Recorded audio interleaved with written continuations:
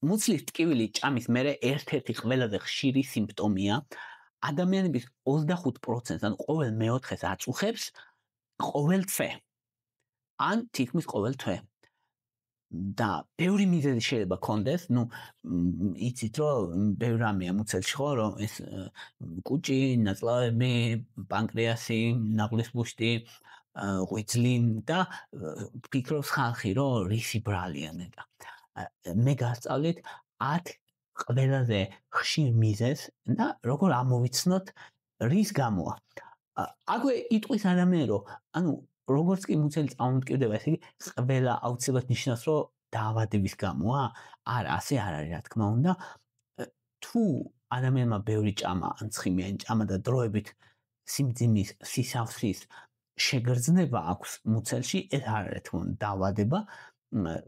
საკვების მონელება არის პროცესი კომპლექსური, რომელიც არის მექანიკურიც, ქიმიურიც და საკმაოდ რთულად მიმდინარეობს. შესაბამისად, ის რომ თქვათ რაღაც შებერილობა იგრძნოს ცოტა ადამიანმა, ან სიმძიმე იგრძნოს მით უმეტეს თუ ბევრი ჭამა, ეს პრობლემა არ არის. ან თუ ჩქარა ჭამა ძალიან და ჰაერი გადაყლაპა, შეიძლება აბოყინებდეს, შებერილობას გრძნობდეს, ან ბევრი კოფეინი მოვიდა, ან ალკოჰოლი, ან გაზიანი სასმელები, შესაძლებელია. ეს როგორც წესი არის დროებითი გაღიზიანება და ეს არ ნიშნავს, რომ ადამიანს აქვს დაავადება. ასევე ძალიან ცივს თუ უცებ შეჭამს, ან ძალიან ცხარე შეჭამს ცარიელ მუცელზე, შეიძლება მუცელი გაუღიზიანოს, კუჭი გაუღიზიანოს და ეს არ იყოს დაავადება.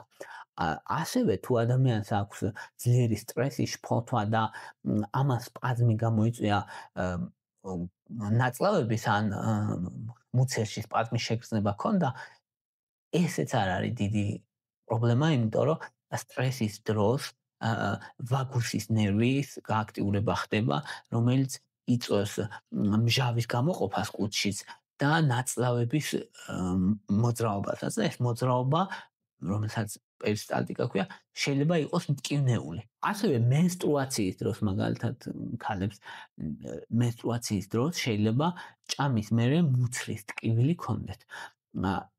ესეც არ არის დაავადება, ეს არის პროსტაგლანდინებით გამოწვეული ნაწლავების მგრძნობელობა, რომელიც ზოგ ადამიანს აქვს. ამიტომ უნდა ვიცოდეთ რა არის დაავადება და რა არ არის. ესენი რაც ზევით გითხარით, ეს არის უბრალოდ ბიოლოგიური, ესენი რაც ზევით გითხარით, არის უბრალოდ ბიოლოგიური პროცესები, რომელიც დაავადება არ არის, მაგრამ ხდება ჩვენს ორგანიზმში. როდის უნდა ვიყოთ ძალიან ყურადღებით? ყურადღება ის უნდა ვიყოთ, თუ ტკივილი არის ლოკალიზებული, ან თითი თუ შეუძლია ადამიანმა თქვას, რომ აი ზუსტად აქ მტკივა და ეს ტკივილი ძლიერდება, თუ ტკივილი არ გადის, თუ ტკივილი ძლიერია, თუ ასოცირებულია ღებინებასთან, გულისრევასთან, შავგანავალთან, წონაშიკლებასთან, სიყვითლესთან, ცხელებასთან, მაგალითად ტკივილი, რომელიც აღვიძებს ღამე, ესენი დაავადებებითაა გამოწვეული.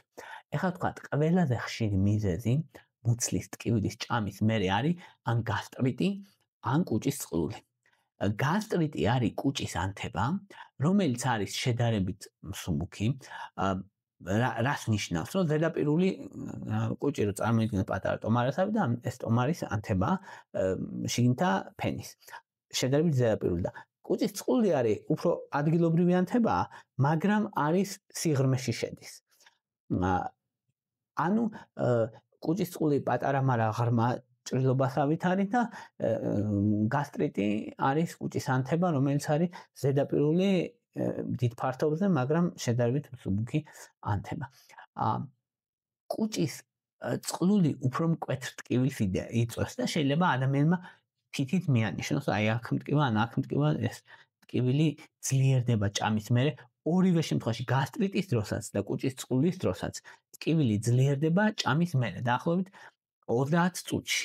შეიძლება 20 წუთში, შეიძლება 15-ში გააჩნია.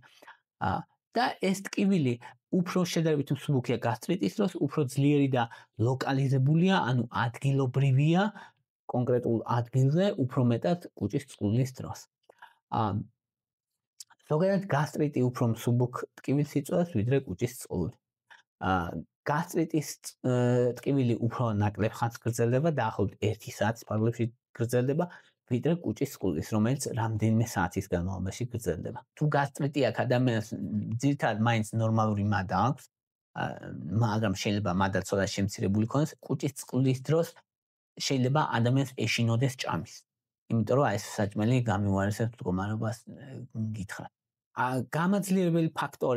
გამაძლიერებელი ფაქტორები გასტრიტის დროს არის ცხარე, მჟავე, ალკოჰოლი, ყავა და კუჭის წყლის დროს თითქმის ყველა საკვები მოქმედებს, განსაკუთრებით მყარი საკვები, განსაკუთრებით ცხიმიანი საკვები მოქმედებს და გასტრიტი კარგად რეაგირებს პროტონული ტუმბოს ინჰიბიტორებზე. მაგალითად, ომეპრაზოლზე, ლანსოპრაზოლზე, მაშინ როცა თუ კუჭის წყლული აქვს ადამიანს, აი ამ წყლის შეხორცებას დრო ჭირდება, 4-8 კვირა ჭირდება. ამიტომ მკურნალობა ბევრად ხანგრძლივია და ეფექტიც შედარებით ნაკლები აქვს. თუმცა პროტონული ტუმბოს ინჰიბიტორები კუჭის წყლზეც მოქმედებენ პოზიტიურად. მეორე, ყველაზე ხშირი მიზეზი, რატომაც ჭამის მერე ადამიანს მუცელი ტკივად არის ნაღლის ბუშტის დაავადება.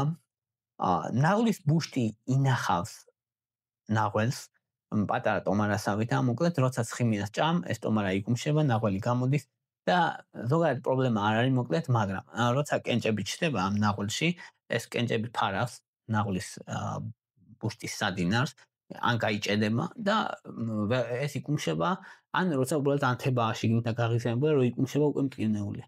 და ამიტომა რომ ადამიანი როცა ცხიმიან საკვებს ჭამს, მარჯვნივ ზევით მუცელი ნეკნები სადაც მთავრდება, მან მარჯვენა მხარეს ტკივა მუცელი. 30 წუთით არის მერე კვები დან, როგორც წესი, შეიძლება 60 წუთით მერე. ბილიარულ კოლიკას ეძახიან ხოლმე ამ მდგომარეობას, რომ ეს ნაღლის ბუშტი შეიკუმშა და ეს შეკუმშა, რომ მტკივნეულია. ძირითადად ეს ტკივილი პირდაპირ უკავშირდება ჭამას, საკმაოდ ძლიერია. ეს არ არის ყველა დროის ისეთ ტკივილი, რომ ადამიანმა თქვას, რომ აი ჩემ ცხოვრებაში ყველა ძლიერი ტკივილია, მაგრამ მნიშვნელოვანი ტკივილია და ტკივილი გადაეცემა ხოლმე მარჯვენა მხარში ან ზურგის მიდამოში მარჯვენა მხარეს. და ეს არის კლასიკური ნიშანი ნაღლის ბუშტის გაღიზიანების. ტკივილი არ უმჯობესდება პროტონული ტუმბოს ინჰიბიტორების მიღების მერე გასტრიტისგან განსხვავებით და ეს მდგომარეობა ნაღლის ბუშტის კენჭები ან გაღიზიანებული ნაღლის ბუშტი პოპულაციის 15%-ს აქვს, მაგრამ ყველას სიმპტომები არ ვითარდება. სიმპტომები ამ 15%-დან დაახლოებით 20%-ს ვითარდება მხოლოდ. ასევე მნიშვნელოვანია, რომ ქალებს 40 წლის ზევით ხშირად აქვს, განსაკუთრებით ვინც არიან ჭარბწონიანები, ან ჩქარა დაიკლეს წონაში, ან დიაბეტი აქვთ, ან ესტროგენ თერაპიას იტარებენ, ან ბევრ ცხიმს ჭამენ. ამ ადამიანებს გაზრდილი რისკი აქვთ ნაღლის ბუშტის კენჭების. ნაღლის ბუშტის ტკივილთან ასოცირებული სიმპტომებია გულისრევა, ღებინება, შებერილობა, ცუდი გემო პირში, ზოგჯერ ცხელება, ზოგჯერ შემცირების შეგრძნება, თუ მაგალითად ანთება აქვს. და მერფის ნიშანი არის სახასიათო, როცა მარჯვენა მხარეს ნეკნები სადაც თავდება, იქ დააჭერ ადამიანს და ადამიანი უცებ წყვეტს სუნთქვას, რადგან მტკივნეულია მაგ დროს სუნთქვა და შეწყვეტს ტკივილისგან. აი, ეგ არის მერფის ნიშანი. ულტრაბგერა გამოიყენება ნაღლის ბუშტის მდგომარეობის შესაფასებლად და მკურნალობა არის, რომ თუ კი ოპერაცია, თუ ოპერაცია არა იმ მომენტში, მაშინ ცხიმიანებისგან თავი უნდა შეიკავოს ადამიანმა და ურსოდეოქსიქოლის მჟავა, ესეთი პრეპარატია, რომელსაც იღებენ ხოლმე, რომელსაც შეუძლია ნაღლის კენჭების გახსნა და თუ ნაღლის ქოლესტერინის კენჭებია, შეუძლია რომ ეს გახსნას. შემდეგი მიზეზი არის პანკრეატიტი, რატომაც მუცელი შეიძლება ტკიოდეს ადამიანს ჭამის მერე. პანკრეატიტმა იცის ძალიან ძლიერი ტკივილი, რომელიც გადაეცემა ზურგში და არის სარტყლისებური ტკივილი. გეგონება შემოჭერილი მაქვს, ესე გეტყვით. ძალიან ძლიერი ტკივილია, ადამიანი შეიძლება გამოიყურებოდეს ცუდად, რო შეხედავ, ფერმკრთალი იყოს, გაოფლიანი, ღელავდეს, ცუდად იყოს, წინ თუ გადმოიწევა, უკეთესად არის, ან მუხლებს მოკუმავს, უკეთესად არის, მაგრამ თუ დაწვება ზურგზე, მაშინ უარესად არის. აი ეს არის პანკრეატიტის მთავარი ნიშნები. პანკრეატიტი ემართებათ უმეტესად ალკოჰოლიკებს, ალკოჰოლის გამო, ან როცა პანკრეასის სადინარიში გაიჭედება კენჭი, ნაღლის ბუშტიდან წამოსული, მათ მე საერთო იმას ჩადიან და შეიძლება გაიჭედოს და მაგან გამოიწვიოს პანკრეატიტს როგორც წესი ჭირდება ჰოსპიტალური მკურნალობა. შემდეგი მიზეზი, რატომაც მუცელი ჭამის მერე შეიძლება ტკიოდეს ადამიანს, არის გლუტენის ან ლაქტოზის აუტანლობა. გლუტენის აუტანლობა არის, როცა ცილა გლუტენს ვერ ინელებს ორგანიზმი და ეს გლუტენი შედის რაში? პურეული საცხობი პროდუქტები, პასტა, აი ამ ყველა საცხობ ფქვილით რაც კეთდება, მოკლედ გლუტენი შედის შინ. და ვერ ინელებს ამას ადამიანი. ლაქტოზის აუტანლობის დროს რძის შაქარს, ლაქტოზას ვერ ინელებს ადამიანი. და რძის პროდუქტებს ვერ ჭამს, მაგრამ აქვს სიმპტომები, მუცლის ტკივილი, კრამპები, ანუ ისინი სპაზმის შეგრძნება აქვს, რომელიც ძალიან ძლიერი როგორც წესი არ არის, შეიძლება დიარეაც ქონდეს ფაღარათი, ძალიან ძლიერი არ არის, მაგრამ მოკლედ აწუხებს. ხოლო გლუტენის აუტანლობა თუ აქვს ადამიანს, სიმპტომები შეიძლება გლუტენის მიღებიდან რამდენიმე დღის მერეც კი განვითარდეს. ანუ მკურნალობა ასეთ დროს ლაქტოზის აუტანლობის დროს არის, რომ ლაქტოზის გარეშე რძე უნდა რძის პროდუქტები მიიღოს ადამიანმა, გლუტენის აუტანლობის დროს არის, რომ გლუტენის გარეშე პროდუქცია უნდა ჭამოს ადამიანმა.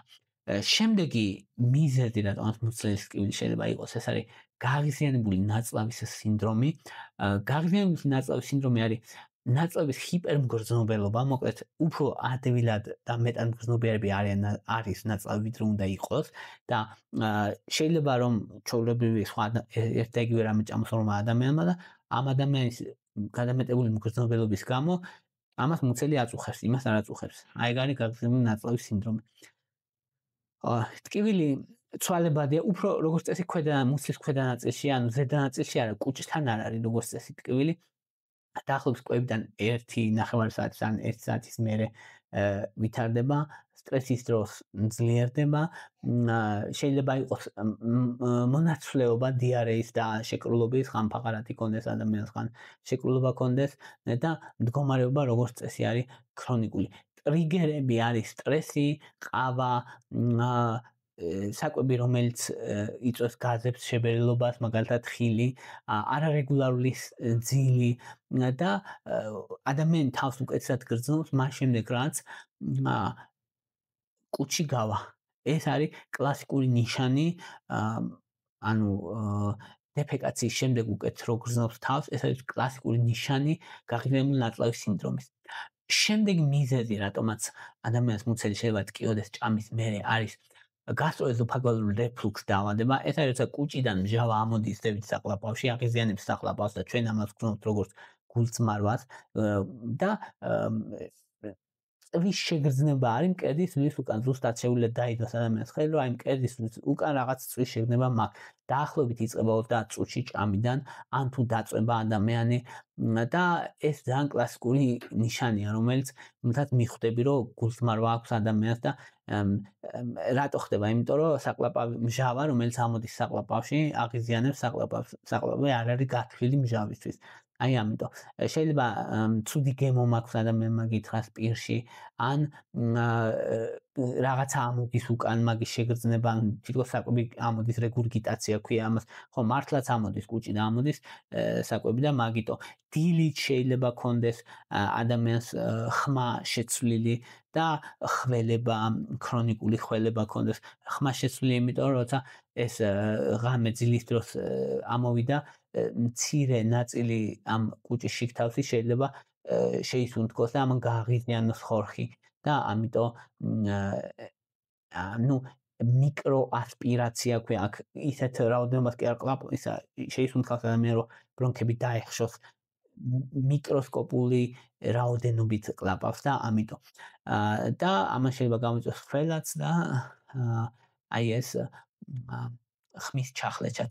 ა გასტროესოფაგალურ რეფლუქს დაავადებას აძლიერებს ყავა, შოკოლადი, მენთოლის რაღაცეები, პომიდორი, ციტრუსი, ეს გაზიანი სასმელები, მოწევა და ღამე თუ ჭამს ადამიანი, იმიტომ რომ მერე უცებ წვება მალევე, ან ძალიან მოჭერილი რამეები თუ აცვია, ან ორსულად არის, ან ჭარბწონიანია, იმიტომ რომ უცეში და წნევა იზრდება ამ დროს. და ეს ყველაფერი მოქმედებს გასტროესოფაგალურ რეფლუქს დაავადებად. და ბოლო რის თქმაც მინდოდა ეს არის მეზენტერული ისემია, ნაწლავების ისემია. ეს არის იშვიათი, მაგრამ ძალიან მნიშვნელოვანი სიმპტომი, მნიშვნელოვანი პრობლემაა რეალურად. ეს იწვევს კლასიკურ საკვების შიშს. ანუ ადამიანმა იცის, რომ თუ შეჭამს, გახდება ცუდად. ეს ხდება მაშინ, როცა ნაწლავები ვერ იღებს საკმარისი რაოდენობით სისხლს, ვერ იღებს საკმარისი რაოდენობით ჟანგბადს და როცა ადამიანი ჭამს, მეტი სისხლი ჭირდება რეალურად ნაწლავებს და მაგ დროს ისემია ვითარდება და ტკივილს განიცდის ადამიანი. ეს ტკივილი ძლიერდება 30-დან 60 წუთის განმავლობაში ჭამიდან და შეიძლება გაგრძელდეს დაახლოებით 3 საათი, შეიძლება გაგრძელდეს მეტი. ეს მდგომარეობა შედარებით ხშირი არის ასაკოვნებში. იმ ადამიანებში, ვისაც ისედაც აქვს სისხლძარღვების პრობლემა და ათეროსკლეროზი, ეს არ არის პერიტონიტი, ანუ მუცელს რო დააჭირო ხელი, ესე მუცელი რბილი, ანუ არ აქვს ადამიანს პერიტონიტი, არ აქვს ნაწლავების ანთება კი არ აქვს, ნაწლავების ისემია, ანუ სისხლის ჟანგბადის ნაკლებობა, საკვებით მომარაგება, ნაწლავების არის შემცირებული და ამიტომ ეს დამაბნეველია ხოლმე, რომ ადამიანს აქვს ტკივილი, მაგრამ რო ნახულობ, ეს მისი ნიშნები არ ემთხვევა ამ ტკივილს. აი ამას ქვია, რომ არაპროპორციული ფიზიკური ნიშნები აქვს ამ ტკივილის. ანუ აქვს ტკივილი, გეუბნება, რომ ჭამის მერე ესე მვარ, ვერაფრით ვერ ხსნი, რომ ეს მაგალითად პროტონ ტუმბოს ინჰიბიტორებზე არ მოქმედებს, არ ემორჩილება, ვერ ხვდები რის გამო აქვს ტკივილი, ტკივილი გრძელდება და ეს სინჯავ ადამიანს და ნორმალურია, იქ ნაღველს ნახავ, ნორმალურია. არაფერი არ აქვს ისეთი, რაც ვიტყვი, რომ უიცი რა ეს, ანუ ფიზიკურად სინჯავ ამ ყველაფერს და ყველაფერი ნორმაშია, პანკრეტიტი არ აქვს, არაფერი არ აქვს და ეს ტკივილი არ მიდის. აი ეს ამ დროს უნდა თან თუ ასაკიანი ადამიანი, თან თუ ათეროსკლეროზი აქვს, ამ დროს უნდა იფიქრო მეზენტერულ ისემიაზე. ადამიანები იკლებენ ხოლმე ამ დროს წონაში, საკვების შიში უჩნდებათ ხოლმე, რადგან იციან, რომ შეჭამენ ცუდად გახდებიან, არ შეუძლიათ დიდი ულუფების ჭამა, არ შეუძლიათ მოწევა, აუარესებს მდგომარეობას, სიარული ჭამის მერე აუარესებს მდგომარეობას, თუ კი ღებინება, სისხლი განავალში, პერიტონიუმის გაღიზიანების სიმპტომები დაემთხვა, აუცილებელია ჰოსპიტალიზება, რადგან ნაწლავის ინფარქტი შეიძლება იყოს ეს. მკურნალობა მანამ სანამ ინფარქტი განვითარდება, შესაძლებელია ენდოვასკულარული სტენტირებით და ან ქირურგიული რევასკულარიზაციით სისხლძარღვების, ნაწლავის სისხლძარღვების და მცირე ულუფებით ჭამა, ხშირ-ხშირად მცირე ულუფებით ჭამა არის გამოსავალი და მაღალკალორიული სითხეების მიღება. ამ დროს რომ ეს სიმპტომები შემცირდეს და ნაწლავის ინფარქტი არ განვითარდეს და ადამიანი ნორმალურად იყოს, სანამ ეს რევასკულარიზაცია მოხდება. აი ეს იყო რის თქმაც მინდოდა. მადლობა რომ მისმენთ, მადლობა რომ გაინტერესებთ, თუ მოგწონთ ჩემი ვიდეოები დალაიქეთ, თუ მოგწონთ ჩემი არხი გამოწერეთ, მადლობა ინტერესისთვის.